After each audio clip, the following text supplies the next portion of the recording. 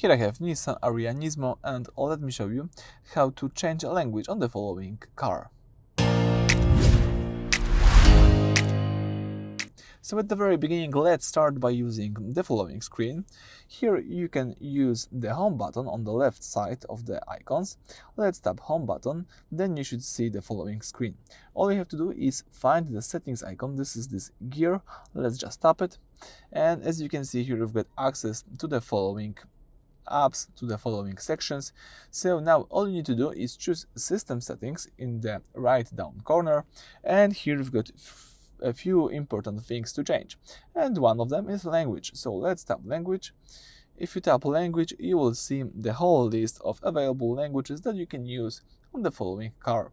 So here you can change language from English to French to Deutsch, etc. Let me, for example, change to Spanish. So let's tap Español. You need to confirm it by tapping C. Let's wait a few seconds, and that's it. As you can see, now the whole list is in Spanish. If you would like to go back to the previous version, to the English one, so now all you need to do is choose idioma, select here English,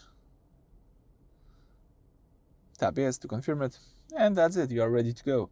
So thank you for watching. Please subscribe to our channel and leave thumbs up.